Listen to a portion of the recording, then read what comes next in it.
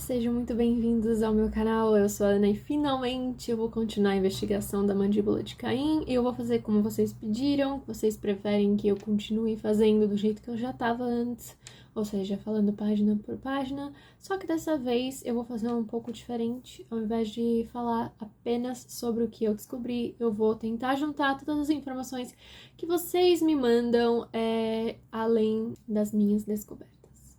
Agora, gente, tô com labirintite, então eu não posso mexer muito minha cabeça. Mas fica aqui comigo pra descobrir as novidades de hoje.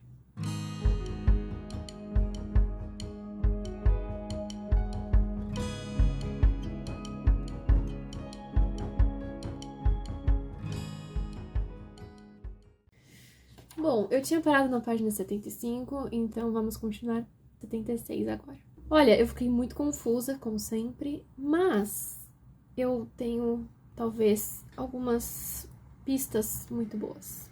A primeira coisa que eu quero falar sobre a página 76, antes de mais nada, é que a gente tem mais uma referência daquela obra, The Importance of Being Earnest, do Oscar Wilde. E essa obra já apareceu várias vezes, eu tenho anotadas algumas páginas aqui. A página 18, 28, 52... 65 e agora 76. Se aquela minha teoria de que cada narrador menciona autores específicos estiver certa, a gente pode presumir que nessas páginas que eu acabei de mencionar seriam o mesmo narrador. Só que qual é esse narrador?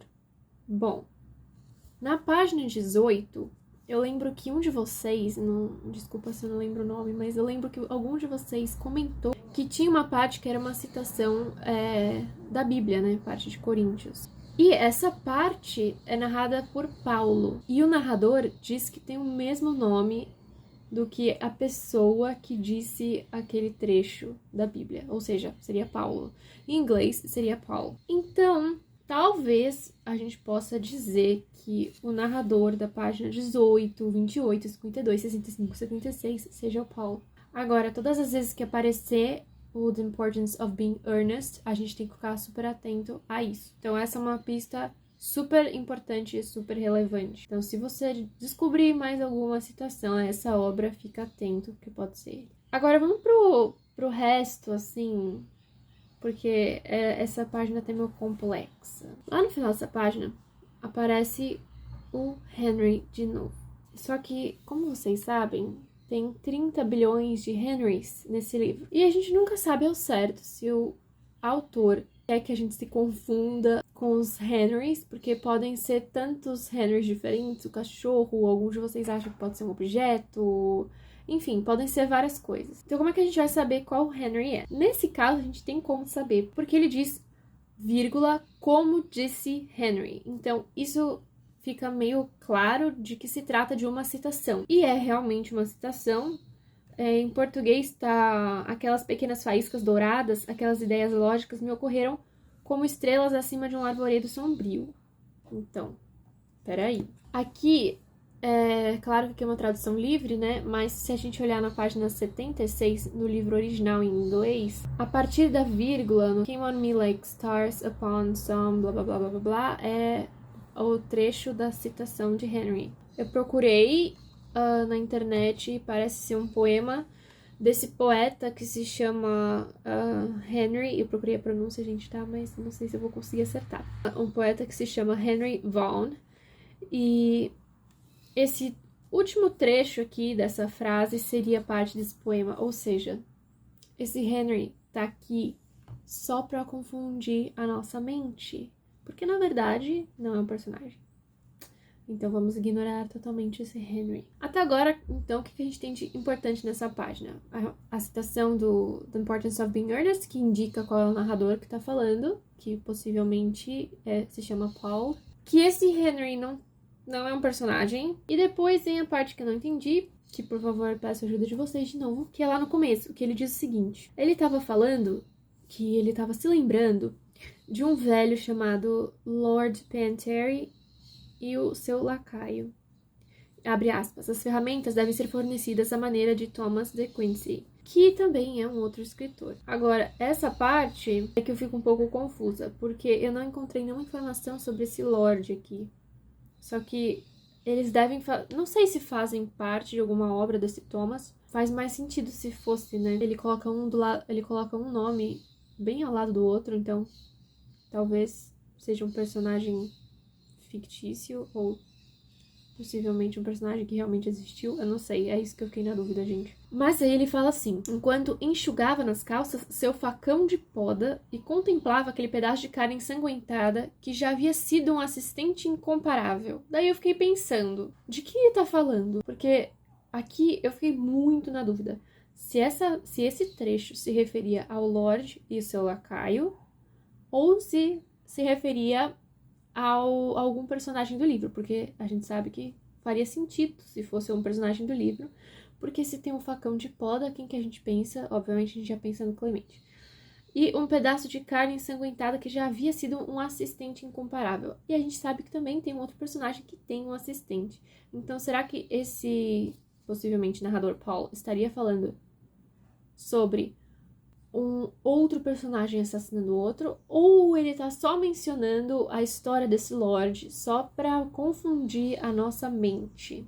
Se vocês entenderam esse trecho, não deixem de comentar aí, porque pode ser uma pista muito importante. Lá pra frente, ele também menciona: o nobre escocês também falara de uma fratura de lenha verde. Green era o nome da vítima. Qual vítima, gente? Aquela que morreu com um facão de poda? Ou também seria um outro personagem do livro? Bom, resumindo essa página. 2 informações importantes, que é o que eu já falei. The importance of being earnest. E que o narrador talvez se chame Paul. E que esse Henry não é um personagem do livro. E agora 2 dúvidas que ficam. Quem foi que matou aqui o assistente com um facão de poda? Foi algum personagem do livro da Mandíbula de Caim ou não? E quem era Green? Green era esse lacaio que foi assassinado pelo Lorde ou também um outro personagem do livro?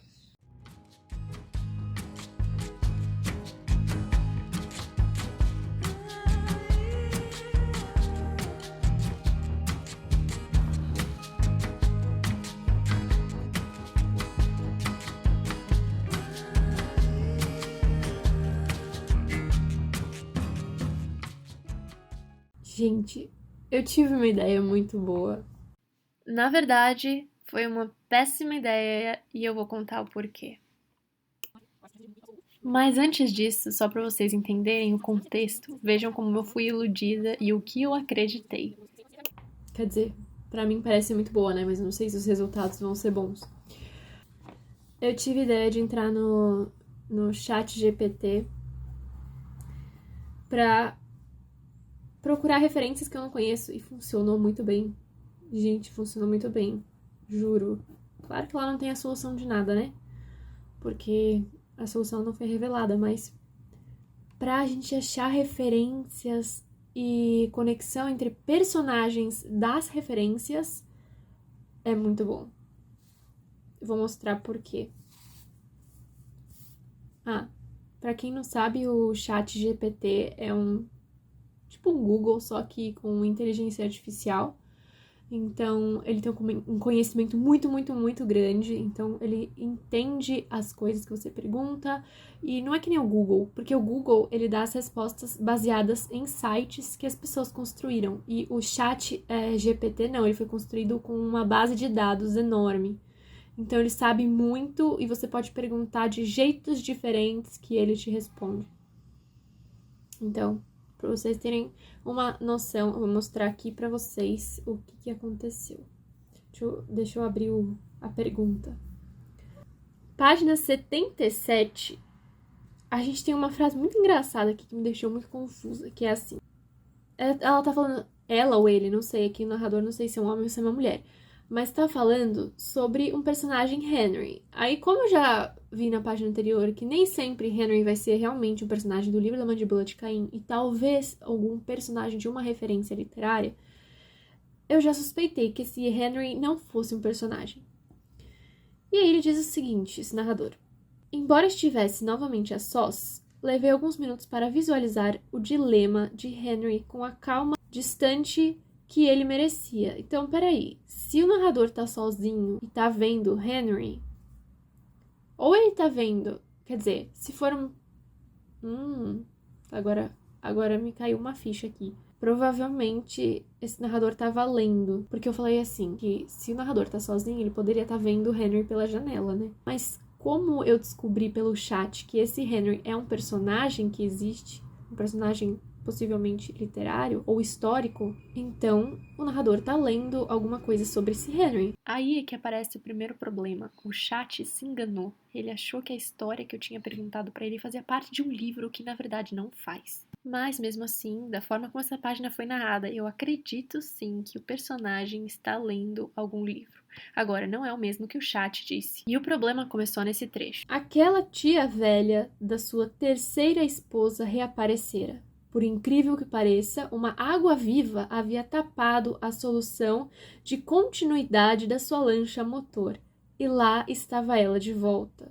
E não consegui evitar sentir pena de Henry. Aí eu fiquei pensando, nossa, calma, quanta informação. Quem é tia de quem, esposa de quem, não sei o quê. Aí como o Google não ia me dar essa resposta, eu fui lá no chat e eu perguntei, qual livro tem um personagem chamado Henry, cuja tia da terceira esposa reaparecera depois de uma água-viva tapar a solução de sua lancha a motor.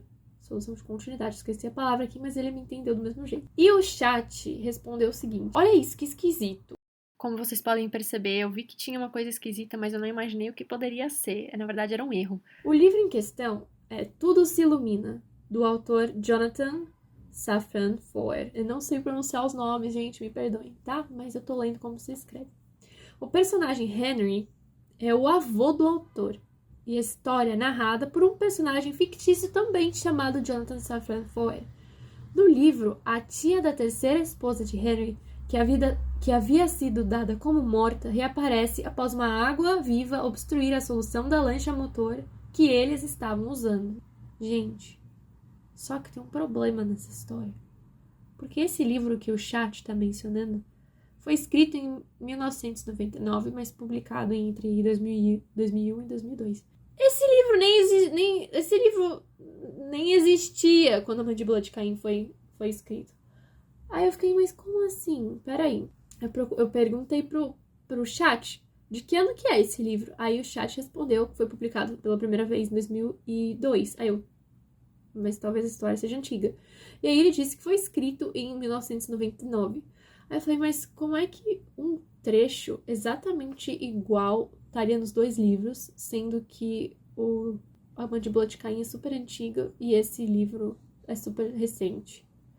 Aí eu perguntei se era uma história baseada em fatos reais. Aí o chat responde, embora tudo se ilumine de Jonathan tem elementos de fatos reais, como a história da Segunda Guerra e a invasão nazista na Ucrânia, a obra é principalmente uma ficção. O livro é uma combinação de histórias imaginárias e elementos autobiográficos que são apresentados em uma estrutura complexa e inventiva. Ou seja, eu vou poupar vocês de tudo o que eu descobri logo em seguida, mas o chat me enganou. Ele falou que esse trecho, que era praticamente idêntico ao da Mandíbula de Caim, fazia parte desse livro desse tal Jonathan. Só que como vocês viram, esse livro foi escrito muito, muito, muito recentemente, ou seja, não tem nada a ver com a Mandíbula de Caim. Depois de eu ficar questionando essas informações esquisitas, o chat me confirmou que ele tinha errado e que esse trecho que eu tinha pesquisado não fazia parte desse livro do Jonathan. Enfim, não confiem 100% no chat GPT, mas eu continuo acreditando que o narrador estava lendo um livro sobre um tal Henry. Mas, com isso, eu continuo sem saber qual é o nome desse livro que o narrador estava lendo. Resumindo esse fato super complexo, o que a gente pode dizer? Basicamente, em uma frase super curta, que o narrador tá lendo. Pronto. Tá. Aí, no final dessa mesma página, o narrador diz o seguinte: o assassinato de Percival, nesse dia, em um lugar tão público, me pareceu injustificável. Lembra que eu sempre digo que quando o narrador fala nesse dia, naquele dia, não sei o que, é uma referência à data. Então, de novo, fui lá pro chat e eu perguntei o seguinte: qual foi o Percival que foi assassinado em um lugar público? Daí ele respondeu que Percival foi um político francês do final do século XVIII e começo do século XIX. Aí fala o nome inteiro desse homem e tal, e diz que ele morreu em 1812, mas ele não tinha falado a data. Aí eu falei, qual foi o dia em que ele foi assassinado? Aí ele responde, ele foi assassinado dia 11 de maio. Então, mais uma referência a maio. A gente já tem outras ao longo do livro. Então, fica aí outra informação importante. Além do narrador está lendo, é dia 11 de maio. E, por fim, uma informação tão importante quanto as outras é que eu não tenho uma evidência 100% clara disso, mas me parece que o narrador matou alguém. Porque, olha o primeiro parágrafo.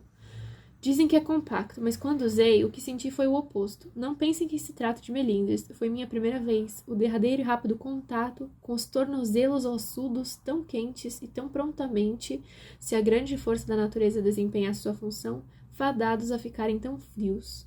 Mexeu comigo, confesso. Com certeza é uma cena de assassinato? Eu não posso dizer com certeza, mas muito provavelmente. Então, fica aí o resumo dessa página, 3 informações importantes. Narrador provavelmente pensando em um assassinato que cometeu. Henry é um personagem de um livro, agora me ajudem a saber de qual livro é este Henry. E é dia 11 de maio. Se vocês souberem mais sobre essa página, não esqueçam de comentar aí, que vocês ajudam a comunidade inteira. Muito obrigada por terem assistido o vídeo até aqui. Eu espero que essas informações sejam úteis para vocês. A gente se vê em breve com mais uma investigação. Tchau!